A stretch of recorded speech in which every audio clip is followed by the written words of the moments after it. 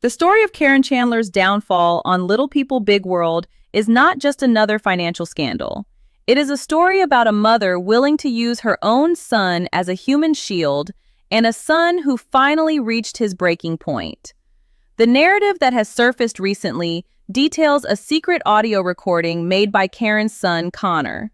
We are looking at reports of a massive fraud scheme involving pumpkin season cash, but my actual take is that the money is entirely secondary. The core of this situation is an ultimate family betrayal. I think the financial audit and the courtroom chaos are just the backdrop for a much darker psychological reality. Connor did what he had to do to survive a toxic situation, and the resulting audio clip effectively destroyed his mother's empire in less than a minute. When viewers watch a family build a business on television, they tend to believe the sanitized version of events. We have watched the Roloff family build their farm for over a decade. We saw the cute moments and the family squabbles. But the reality of running a massive agricultural tourist attraction is far more complicated than what makes it onto TLC. To understand how we reach this breaking point, we have to look closely at the history of Roloff Farms and the unique position Caryn Chandler held for years. If you are familiar with the family, you know that pumpkin season is the absolute crown jewel of their entire operation. For decades, fans have watched thousands of visitors flood the property every October. They buy tickets for private tours. They purchase merchandise, snacks, and souvenirs. They pay for parking and concessions. It is a massive, high-volume operation that relies heavily on fast transactions. When a business operates with that much daily cash flow, the bookkeeping requires absolute transparency. It is incredibly easy for money to slip through the cracks if the people managing the registers are not strictly monitored. Caryn did not start as Matt Roloff's romantic partner. She began her journey on the property as the farm manager. She was the person running the clipboards, managing the seasonal staff, and overseeing the daily operations of the farm's most lucrative season. She knew how the money moved. She knew where the ledgers were kept. Eventually, her role shifted from an employee to Matt's girlfriend, which completely altered the power dynamics on the property. Amy Roloff, who co-owned the farm and built that business from the ground up, was suddenly navigating a space where her former employee was wielding massive influence over the family's primary source of income. Amy eventually sold her portion of the farm. That buyout was a massive storyline on the show, filled with tension and disagreements over the property's true value. But the reports circulating now point to a severe financial audit closing in on the farm's accounts. Audits in family businesses are incredibly tense, especially those that have gone through a highly contentious divorce. If money was being skimmed off the top during Amy's tenure as a co-owner, that means she was directly defrauded during the buyout. I do not have the confirmed timeline of when Amy's legal team decided to apply this pressure, but my read is that the buyout negotiations probably triggered a much closer look at the historical revenue of pumpkin season. When lawyers start demanding original financial documents, panic usually follows. This brings us to Connor. He is Caryn's son from a previous relationship, and his dynamic with his mother has been famously difficult. They have experienced long periods of estrangement. Connor has dealt with his own highly publicized personal struggles over the years.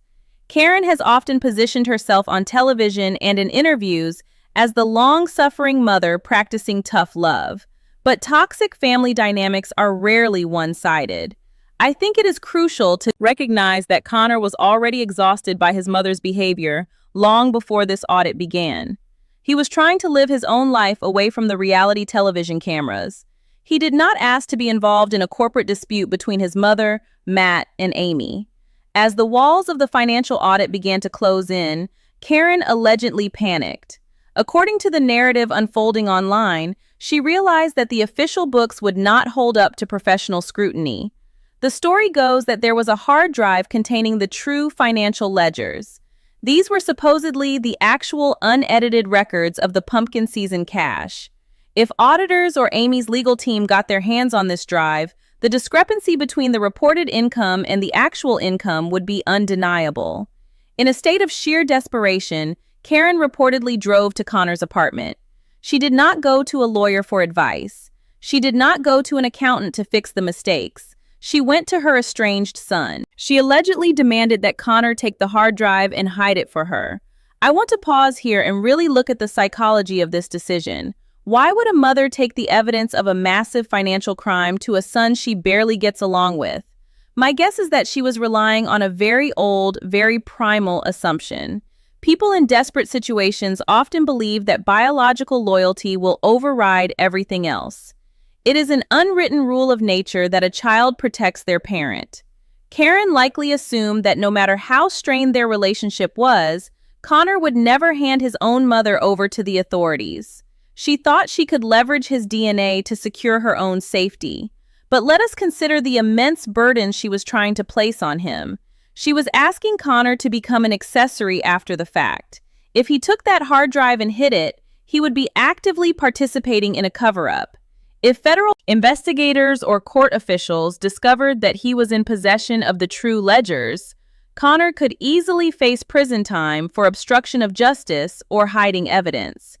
He would be risking his own freedom for a mother who had already caused him significant emotional pain. I honestly find this to be the most disturbing part of the entire ordeal. Asking your child to hold the bag for your crimes is a fundamental failure of parenting. Connor refused. He was already completely drained by his mother's demands and the constant chaos that seemed to follow her. He was not willing to go down for a crime he had absolutely nothing to do with. He did not want any part of the farm's money issues. He certainly did not want to face legal consequences to protect a multi-million-dollar fraud scheme. When Connor pushed back and refused to take the hard drive, Caryn allegedly lost her temper. The situation escalated into a screaming match inside his apartment. In that moment of chaotic confrontation, Connor made a decision that would permanently alter the course of his family's history. He quietly pulled out his smartphone and hit the record button. He captured 45 seconds of audio. Those seconds were all he needed. During her tirade, Caryn accidentally admitted everything. In her anger, she reportedly screamed about the severity of the situation. She was trying to force Connor to understand why he had to help her. She yelled that she and Matt had been skimming cash from the pumpkin season operations for 3 years. She admitted to the fraud out loud, entirely unaware that her son's phone was documenting every single word. I spend a lot of time thinking about why people confess to things during arguments. My read on this is that Caryn wanted to establish the high stakes of the situation to shock Connor into compliance. She wanted him to know that this was not just a minor tax mistake. It was a massive problem that could ruin her life. She assumed that telling him the dark truth would obligate him to help her. Instead, she handed him a recorded, unfiltered confession. We need to look at Connor's state of mind in that moment. I do not think he started recording because he wanted to become a whistleblower or a hero for Amy Roloff. I think he recorded his mother purely out of self-preservation. If Caryn was erratic enough to show up at his door demanding he hide evidence, she was erratic enough to eventually blame him if things went wrong. Connor needed proof that he rejected the hard drive. He needed evidence of her unhinged behavior just in case she later tried to claim that he was the one holding the missing files. He was building a defense for himself against his own mother. The fact that she openly confessed to a 3-year skimming operation with Matt was just a byproduct of her own rage. This brings us to the courtroom. The narrative reaches its absolute peak during the legal proceedings surrounding the farm's finances. Amy's legal team had been fighting to expose the truth about the missing revenue. They were looking for the gap between what the farm actually made and what was reported during the buyout negotiations. In a move that probably shocked everyone in the room, Amy's lawyers called Connor to the witness stand. The atmosphere in a courtroom when a family member is called to testify against another family member is incredibly tense. I imagine Caryn and Matt were sitting there expecting Connor to do what family members usually do in these situations. They probably expected him to claim he did not remember the conversation. They might have thought he would plead the Fifth Amendment. They likely hoped he would offer vague answers that would not incriminate his mother. Even with their estranged relationship, The social pressure to protect a parent in public is enormous. Connor did not protect her. Instead of offering a hollow testimony, he submitted the audio file from his smartphone. I want you to picture the sheer chaos in that room when the legal team played the recording. Submitting surprise audio evidence requires going through procedural hoops, but once it is admitted, it changes the entire landscape of a trial. The courtroom speakers echoed with Caryn's voice. The audio clip played out loud for the judge, the lawyers, Amy, Matt, and Caryn to hear. There was no denying it was her. There was no way to claim her words were taken out of context. She was heard clearly admitting to a deliberate operation of skimming cash alongside Matt. The reaction from Matt Roloff must have been a moment of absolute crushing realization. Reports describe him physically slumping in his chair as the audio played. You have to put yourself in Matt's shoes for a second to understand the weight of that moment. He had trusted Caryn with his business. He had alienated his own children, Zach and Jeremy, partly because of his loyalty to her and his rigid stance on the farm's finances. Now he was sitting in a courtroom listening to his partner not only confess to fraud, but actively implicate him in the process. By yelling at her son in that apartment, Caryn had casually handed the prosecution a guaranteed conviction. She did not just sink her own ship. She tied an anchor around Matt's neck and threw him overboard with her. Matt realized in that instant that his reputation, his finances, and potentially his freedom were completely compromised because Caryn could not control her temper around her estranged son. The dynamic between Matt and Caryn has always been a subject of intense debate among fans. Many viewers felt that Caryn was pulling the strings behind the scenes for years. They suspected she was the one whispering in Matt's ear, encouraging him to take a harder line in business negotiations against his own sons. Matt always defended her. He constantly told the cameras that Caryn was a positive influence on his life and a brilliant manager. Sitting in that courtroom, listening to her scream about skimming cash, Matt had to face the reality of who he had partnered with. I cannot imagine the silent panic that must have washed over Amy Roloff's side of the room. Amy had spent years feeling like she was being pushed out of her own legacy. She had endured the humiliation of watching her former employee take over her home and her business. Hearing that audio play must have been incredibly validating for her. It proved that her suspicions were correct all along. The missing money was not a figment of her imagination or a misunderstanding of the farm's operating costs. It was a calculated scheme. Now, I want to address the other side of this situation because I know there is a massive debate about whether Connor did the right thing. The question of whether it is ever acceptable to secretly record a family member is a complicated one. I think we have to engage with the people who feel Connor crossed a line. There are viewers and commentators who argue that secretly recording your own mother is the ultimate betrayal of trust. The charitable interpretation of Caryn's behavior is that she was a woman in the middle of a massive panic attack, facing the loss of her entire livelihood. Some might say that when people panic, they say things they do not mean. They exaggerate. Perhaps the skimming she yelled about was actually just sloppy bookkeeping. Maybe it was a disorganized commingling of personal and business funds that she feared would be misinterpreted by hostile auditors. In this view, she went to her son looking for a safe harbor, and instead, her son laid a trap for her. People who prioritize family loyalty above all else will argue that Connor should have simply refused the hard drive, asked her to leave, and locked his door. They might argue that taking out his phone to record her was a vindictive move, born out of their past grievances rather than a genuine desire for justice. They might say that by handing that tape over to Amy's legal team, Connor actively chose to destroy his mother's life. They see him as an opportunist who used his mother's lowest moment to settle old scores. I understand why that perspective exists. Family loyalty is a deeply ingrained value in our society. We are taught to protect our own. We are conditioned to believe that you handle family problems behind closed doors, without involving lawyers or secret recordings. However, I completely disagree with the idea that Connor was in the wrong here. I think the demand for blind family loyalty ends the moment a parent tries to make their child an accomplice to a felony. We are not talking about Caryn asking Connor to keep a secret about a minor indiscretion. We are talking about a demand to hide physical evidence of a corporate fraud scheme.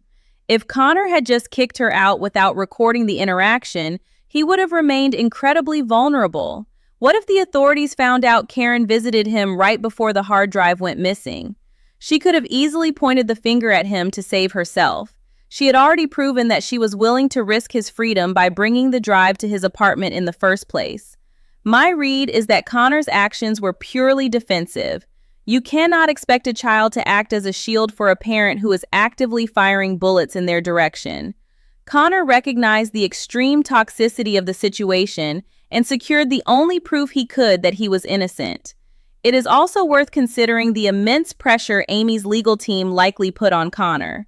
If they suspected Caryn had moved evidence, they would have started interviewing anyone close to her. Connor might have been subpoenaed. If he lied, under oath to protect his mother, he would be committing perjury. He was placed in an impossible bind. He had to choose between his own survival and protecting a woman who had shown zero regard for his safety. He chose himself. I find it very hard to judge him for that. The immediate fallout from the courtroom playback was severe. Following the revelation of the audio, Caryn was reportedly escorted out of the courtroom.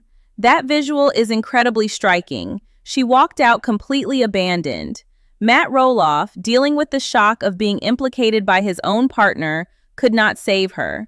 He was likely too busy scrambling to figure out his own legal defense to offer her any comfort. His silence in that moment speaks volumes about where their relationship goes from here. When the threat of federal charges enters the room, romance usually exits. Connor is done with her. The son she tried to manipulate into saving her was the very person who sealed her fate. She built an empire on Roloff Farms, transitioning from a manager to a matriarch figure, but it all unraveled in less than a minute of recorded audio. I think the long-term damage to the Roloff legacy is permanent. This family built a massive television audience by selling the image of a wholesome, hard-working farm dynamic. Millions of people tuned in every week to watch them overcome physical challenges and build a life together. Even through the divorce, they tried to maintain the facade of a functional business. Matt constantly pushed the narrative that the farm was a legacy meant to be passed down to his children, even as he was actively pricing them out of buying it. You cannot unhear a confession like that. You cannot erase the reality of a mother trying to force her son to hide the evidence of a 3-year financial deception. The quaint, charming image of pumpkin season is completely tainted. Every fan who bought a ticket, bought a pumpkin, or paid for a farm tour is now wondering if their cash went straight into a hidden account managed by Caryn Chandler. The collateral damage extends to the rest of the family as well.